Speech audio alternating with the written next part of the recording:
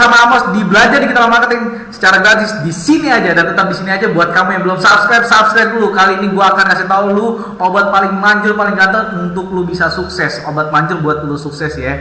Nah, pada dasarnya setiap orang itu memiliki bisnis yang memang dia inginin. Dia ingin survive dengan melakukan apapun itu bisnisnya. Dan pada dasarnya juga setiap orang bisa membangun hubungan. Tetapi banyak orang pada dasarnya yang belum tentu bisa membangun hubungan secara baik dan benar. Artinya mereka hanya bisa melakukan hubungan secara itu saja. Nah, di sini kita akan belajar bagaimana caranya membangun hubungan positif kepada calon customer. Cara benar menikahi pelanggan Anda di era digital ini. Dan apa yang harus akan Anda lakukan? Pertama, jangan lupa subscribe, nggak bercanda. Pertama, apa yang akan Anda lakukan jika jatuh cinta pada seseorang? Pastinya begitu sangat indah ya. Anda akan melakukan segala sesuatu, bahkan Anda akan terus mengingatnya, Anda terngiang-ngiang, bahkan Anda melakukan berbagai macam cara untuk Anda tetap bisa bertahan dalam kebahagiaan cinta itu sendiri. Nah, sekarang saya putar pertanyaannya, bagaimana jika ini terjadi pada produk yang Anda lakukan, pasarkan, lalu si customer itu langsung jatuh cinta? Di sini adalah dimulai jalan hidup Anda, dimulai dari di sini aja. Oke, jualan mirip seperti menikah. Banyak orang yang tidak tahu bahwa jualan itu bukan asal ikut sana sini, tetapi dia menentukan goalsnya untuk ke depan, dan dia membangun sebuah fondasi. Bagaimana bisa membangun sehingga ketika disebut namanya, siapa itu Aris, siapa itu Amos? Amos adalah seorang pakar digital marketing misalnya. Amos adalah seorang pakar bisnis online. Nah, itu sudah membranding. Misalnya nama Anda misalnya Jono. Jono adalah seorang pengusaha rental mobil.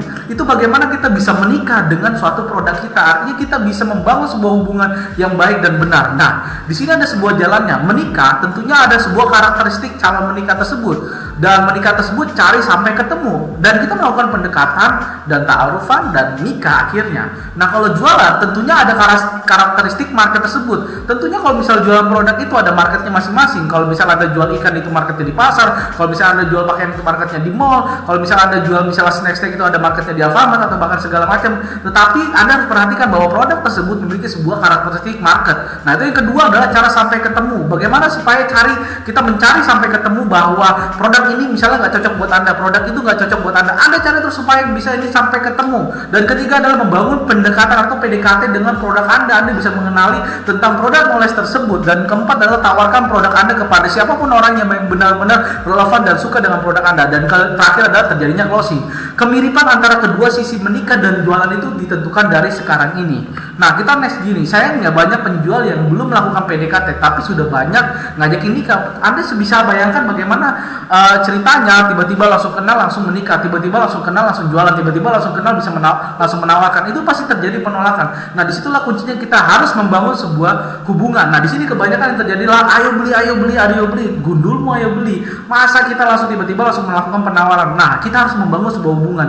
Jangan langsung kita langsung melakukan penawaran, tetapi hubungan dulu. Kita berikan sebuah informasi yang bagus dan memang benar-benar dia butuhkan. Nah, di sini mereka melakukan kesalahan ketika mereka langsung belum terkenal atau apa-apa, mereka langsung melakukan penjualan. Nah, banyak orang yang akhirnya tidak kenal siapa marketnya, akhirnya mereka salah target. Di sini target kita harus mengenal pasar kita tersendiri. Nah, teman-teman, jadi asal bidik, asal-asalan, artinya asal nargetin. Oh, misalnya saya jualan cangkir misalnya. Yaudah, cangkir ini marketnya di Facebook. Oh, di cangkir ini paling banyak di wilayah ini. Cangkir ini paling banyak minatnya dari umur segini. Asal bidik, asal target, asal menentukan, akhirnya menggunakan feeling aja. Oh, menurut perasaan saya, ya itu. Makanya saya katakan bahwa kita kalau mau jualan produk itu harus menggunakan data, bukan menggunakan feeling atau perasaan Anda. Nah, satu hal yang harus Anda tahu, ibadah itu pakai dalil. Bisnis itu adalah harus pakai data. Jadi misalnya kalau Anda sharing kepada siapapun orangnya, bahkan Anda sharing kepada siapapun teman Anda, misalnya teman Anda mengatakan, menurut saya produk ini bagusan kayak gini loh teman-teman. Nah, kita nggak bisa kata menurut saya, bukan menurut saya, menurut feeling saya, menurut perasaan. Nah, dalam era bisnis ini harus dihapus semuanya itu.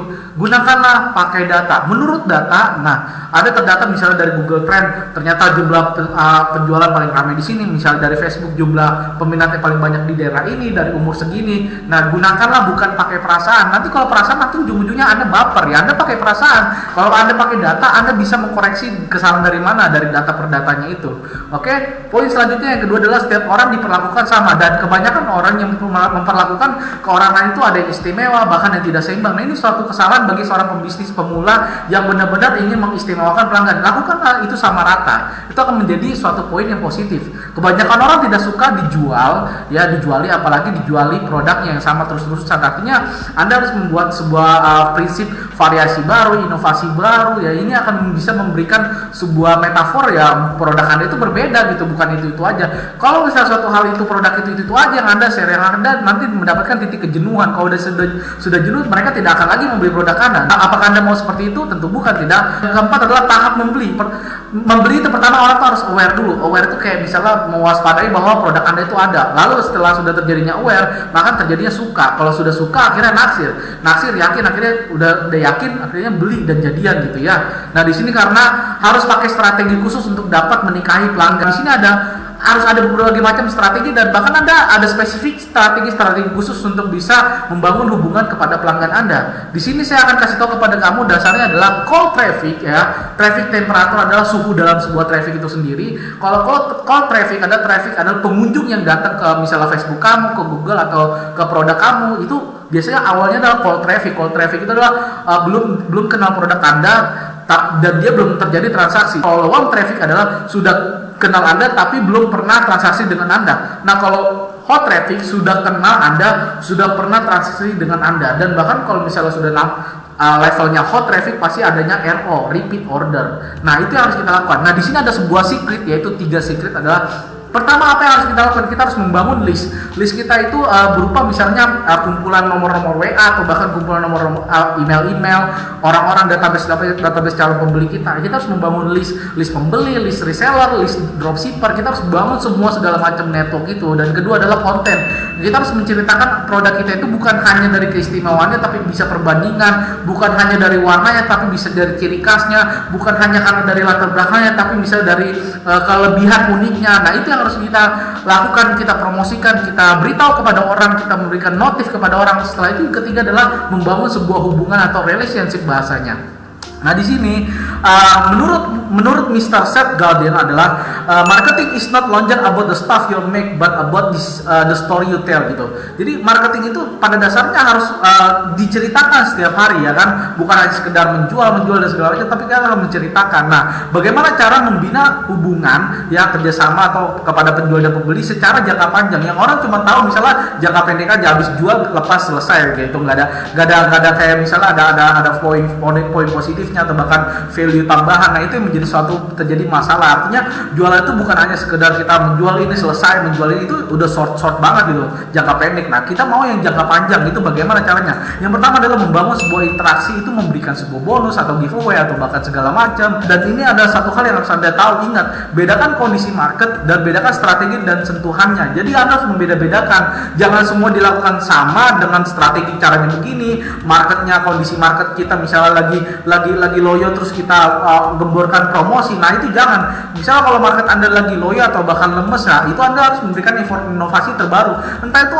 misalnya suatu hal yang lucu atau kombinasi dari produk. Dan ingat, sekarang bukan eranya persaingan, tapi sekarang adalah eranya kolaborasi. Jika Anda sudah tahu cara menikahi pelanggan Anda dengan produk Anda harus siap terima resiko. Yang pertama adalah pembelinya banyak ya, itu resiko yang sangat menguntungkan. Yang kedua adalah omset Anda meningkat. Yang ketiga adalah profit berlimpah. Dan itulah seluruh materi yang saya rangkum secara cepat dan sederhana supaya Anda sebagai pemula bisa mengerti dasar-dasar marketing, target, dan membangun sebuah hubungan yang baik dan benar. Saya dan Amos, saya ucapkan terima kasih dan tetap di sini aja, dan lihat materi-materi saya yang lain, dan jangan lupa subscribe, like, dan komen request materi apa yang ingin saya bagikan kepada Anda. Say bye.